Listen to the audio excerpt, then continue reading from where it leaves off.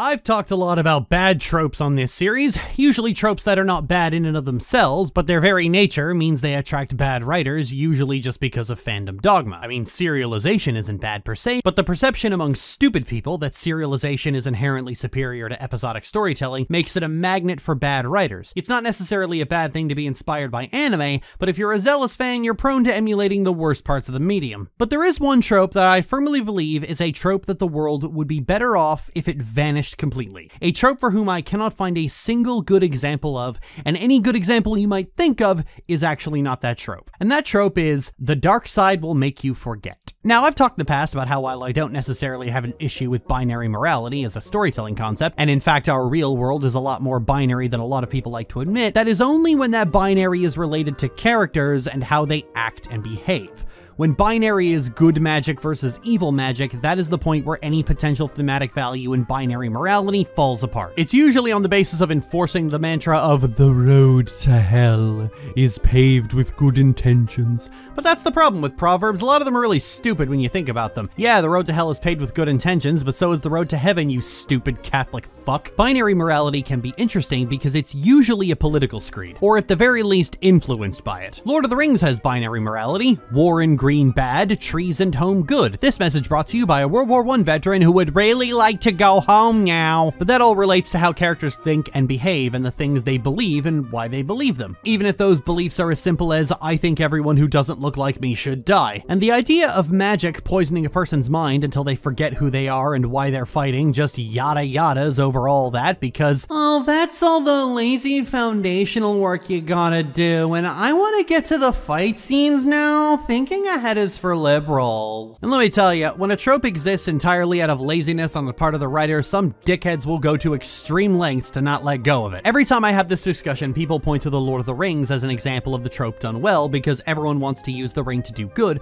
but the ring is an inherently corruptive force through which you will lose yourself. But the kicker is, my little pubic louse, is that it's not because the rings are powerful and tempting and corrupting that they cause you to lose your identity. It's because they're a trap. The rings were deliberately designed by Sauron to be a trap. They were secretly bound to the One Ring and bent their wielders to Sauron's will. Sauron knows the power of the ring can be used for good, and he's counting on people trying to do that. The One Ring plays on people's ego and vanity, exploiting the way many people are driven to do good in the name of glory. This was ultimately the doom of damn near every single person who ever put one of those damn things on. That's why the hobbits are so resistant to it, because the ring doesn't know how to corrupt people for whom a simple life is the greatest pleasure there is. How do you corrupt someone to serve the Dark Lord of Evil when the most selfish thought you've ever had was, damn it, you kids, stay off my begonias? Hell, the ring tried to tempt Sam with the notion of turning Gorgoroth into a massive garden, and he was like, well, that's just silly. How am I supposed to tend to a garden that big? There aren't enough hours in the day.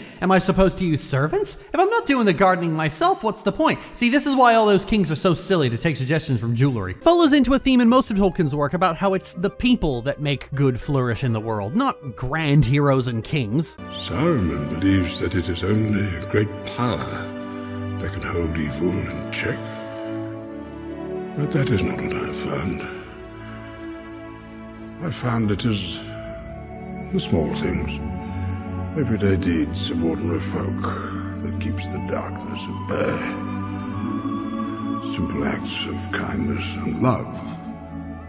You can easily see why Tolkien has these beliefs. He's a World War I veteran, and World War I was decidedly senseless because weapons technology had grown to the point where governments were kinda itching for war right away. But World War I was the culmination of a lot of really stupid tensions and old world mentalities that made a lot of people really bitter about the very concept of war, especially its veterans. So in The Lord of the Rings, powerful weapons are a honey trap for those in power that gets a lot of innocent people killed. Lily, are you trying to insert allegory into The Lord of the Rings? No, I'm suggesting that when Tolkien sat down to write a war story, he drew from his own experiences as a veteran, write what you know after all. There isn't a single writer in the world that doesn't bring their own experiences into their work, even if only subconsciously. This is why everything the orcs make look like factories, because factories destroyed the British countryside and he was kind of bitter about it. But staying on The Lord of the Rings, despite the fact that the rings are traps and trying to do good with them is a fool's errand, there actually is a character in Middle-earth who does use a ring of power for good and ultimately succeeds. Talion. Lily, Talion isn't canon. It's a fictional franchise whose author died 50 years ago. Canon is a meaningless meaningless concept. If it's good and interesting and worth talking about, whether or not it's canon is meaningless. At the end of Shadow of War, Talion is betrayed by Celebrimbor and Eltariel and puts on the ring of one of the ring wraiths in order to keep Mordor in a state of civil war for as long as possible,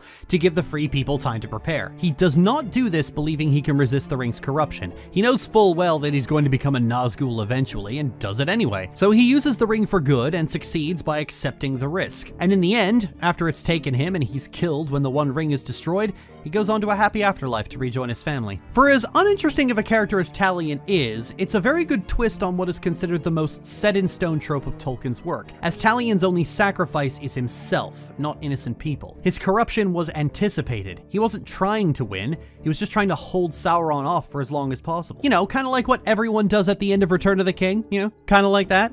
Just as Sauron anticipated people wanting to use the rings for glory and trap them as a result, so too did Talion anticipate Sauron would eventually take him. It wasn't about winning, it was about stalling. I actually really like this game for this reason alone, because it takes such a bad interpretation of how the rings work and completely turns it on its head as Talion actively chooses to lose himself because there are things out there more important than him, largely because it remembers a key aspect of magic as a plot device. You're not evil for being mind controlled. Star Wars is the second example people jump to, as Star Wars plays this trope mostly straight. I mean, the films don't play it at all, except for one. But extended media really likes playing with it a lot, and I think it's because people misread the films. See, in Return of the Jedi, Obi-Wan makes the claim that Darth Vader ceased to be Anakin Skywalker and became Darth Vader as if they are two separate entities, with Obi-Wan believing the friend he knew is truly dead. This is an element of the dark side that extended media has gone along with for a while, that turning to the dark side causes you to develop a new personality entirely. But the hook in Return of the Jedi is that Obi-Wan is not stating a fact of the Force.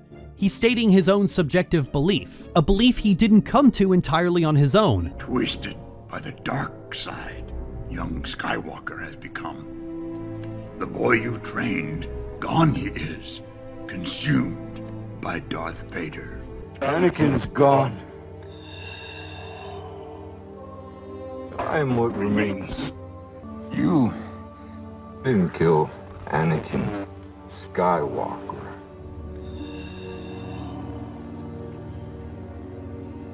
I did. But the truth of the matter is that Anakin did not get possessed by a demon. He's a broken man that lost everything of his own volition and knows it and hates himself for it. Anakin giving this speech about how he killed his former self is exactly the kind of thing someone who is utterly broken from grief, guilt, and being constantly on fire would say. He doesn't want to think about his old life, it only causes him pain. In the original films at least, the Jedi seem completely ignorant to the idea that someone can turn from the dark side at all. Yoda even says, "Once you step down the dark path, forever will it dominate your destiny," which sounds less like old wisdom and more like what an overprotective father says to his daughter when he catches her eyeing the hot goth chick. So it's pretty clear they don't really know what they're talking about. Oh hey, the Jedi Council is wrong about something? I mean, that's only a plot point in every single Star Wars thing ever. There's a point where Vader actually does crack, and it's when Luke uses his real name, and he snaps at him that it doesn't have any meaning for him anymore. He doesn't like hearing it because it reminds him of everything he's lost. This is a very bad mental diversion that Vader is giving himself. Frankly, I don't think there is a better teardown of this concept that started out as the opinions of three coping weirdos and somehow became canon than in The Force Awakens. Your son, he's gone. He was weak and foolish like his father, so I destroyed him. A lot of people refuse to get this, but Kylo Ren is not some Force prodigy who was corrupted by darkness. At least not at first. He was just this gawky little dork who was playing big bad fascist dress up in his literal grandfather's old clothes. When he talks about finishing what his grandfather started, and you know how Anakin's story actually goes, Ren comes off less like a man tortured by darkness and more like the kind of idiot dweeb who thinks Tyler Durden or Rick Sanchez is just the coolest person ever. The kind of person who would describe Darth Vader as a force of nature with a totally straight face. Of course he makes up an edgy alternate personality and pretends to have DID. Of course he does, you pathetic shit. Do you see my point here? Star Wars on its most basic level doesn't adhere to this trope, and the works where it does have largely failed to grapple with that concept. The big sticking point for a lot of people is something that occurs often in fantasy stories, of which Star Wars has a timeshare with, where characters will make statements about magic or other people that are clearly meant to inform how this character thinks and what they believe, but fans, and indeed other contributors, treat that like it's a world-building statement. Now, as I pointed out in a previous video, Star Wars has gone back and forth on whether the dark side is a corrupting element, element that is inherently evil, or a benign element of the Force that is just as natural as the light, more frequently than a bereaved relative deciding whether or not to pull the plug. But they've always fallen down a very strict path in that the side of Star Wars that says the dark side is inherently evil and must be purged is universally less interesting than the side that takes a more nuanced and less Catholic idea of the Force. Look, it doesn't matter how you justify it. Fear, anger, hate? Those aren't things to aspire to. I don't aspire to them. I conquer them. I wield them. No different from your lightsaber. I don't enjoy using my lightsaber. No Jedi should. And yet, I've never seen you without it. You never will. I'm flattered. The problem is that a lot of people who love Star Wars also love the Catholic good versus evil plot the series has half the time, and therefore they want the dark side to be inherently evil and corrupting. But Star Wars fans also thought that this was the worst character ever introduced, that this was some kind of violation of their childhoods, and that this was one of the worst characters ever made, so I'm not sure we should be making storytelling decisions on the whims of a bunch of syphilitic gibbons. World of Warcraft used to do this a lot, where paladins would make these grand sweeping statements about demons or the undead, but the simple fact that you could play as a warlock or play as an undead and do both heroically made it pretty clear that the paladins are dumb idiot zealots who are blinded by bigotry. When a Forsaken is described as a cruel mockery of the person they were in life, you weren't supposed to take that seriously. But we run into the same problem of later writers being fucking idiots who hard disagreed on that, the boring fucks. Actually, staying on Warcraft, this is a trope they subvert nearly constantly with their biggest and nastiest villain, the Lich King. It's common to hear Alliance players insist that Arthas was corrupted and had his soul stolen by Frostmourne, but in Warcraft, having your soul stolen or damaged doesn't make you incapable of empathy or kindness. It just leaves an echo of your old self in stasis to not experience the things you would later experience. Arthas is shown even before taking a Frostmourne how he is given the choice many times to turn away from evil and chooses evil every single time. Should I take my people and flee across the sea to Kalimdor? Nah, I'll massacre them instead. Should I respect the fact that the king has recalled my soldiers? Nah, I'll burn the ships. Oh shit, I've been caught. Quick everyone, kill these filthy non-humans. Should I not take up the sword that is clearly stating its intent to curse me? Nah, gimme. Should I just use the Sunwell and leave? Nah, that one woman really pissed me off, so I'm gonna commit actual genocide. Should I just kill the invading army and then wipe out the rest of Azeroth? Nah, I'm gonna lure this one person in particular right into my sanctum, give them a weapon just like mine, and then oh fuck, I'm dying! Noticing a theme with Arthas here, it's not so much being corrupted as it is his own sadism that he has shown time and time again. Uther even says this himself. We are paladins. Vengeance cannot be a part of what we must do. If we allow our passions to turn to bloodlust, we will become as vile as the orcs. Yes, Uther.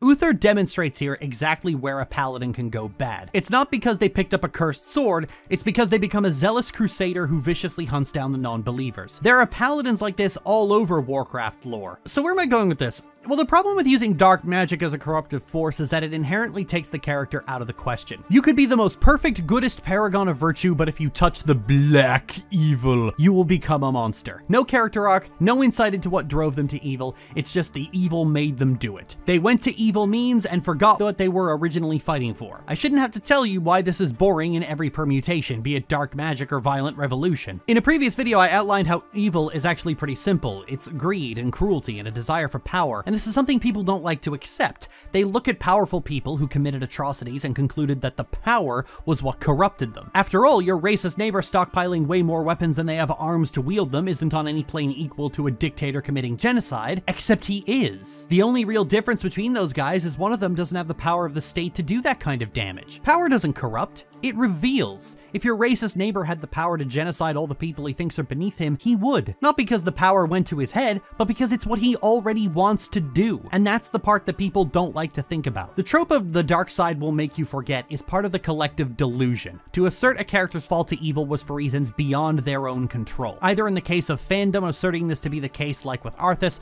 or a story actively employing the trope because it's less work. But I have not seen a single implementation of this trope in an actual work that wasn't terribly written, terribly conceived, and wrong-headed, because at its very core, it's about finding the least possible motivation for a character imaginable to turn to evil, because actually working through all that would have been too much work. Those of you who played Shadows of War probably listened to my examination on Talion and went, but wait Lily, the trope is played completely straight with Celebrimbor, who has forgotten his family and is driven to conquest and has become just as bad as Sauron. Yes, you're right, that is what they do with Celebrimbor.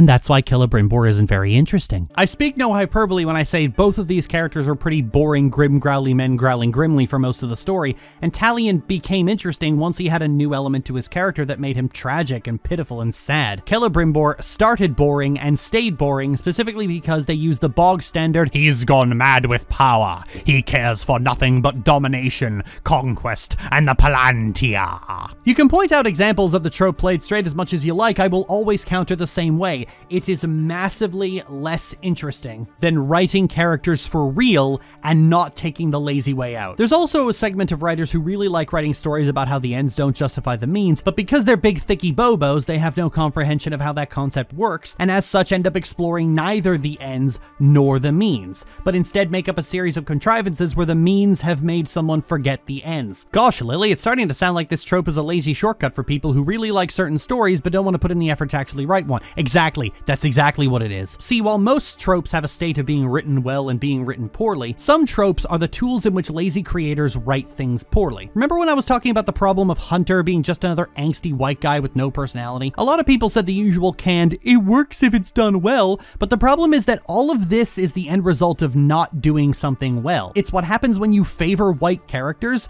and therefore don't feel the need to justify their existence in comparison to everyone else. So they get all of the focus but none of the effort. If you did this character well, he would not be this character, he would be something else. The dark side will make you forget is exactly that trope.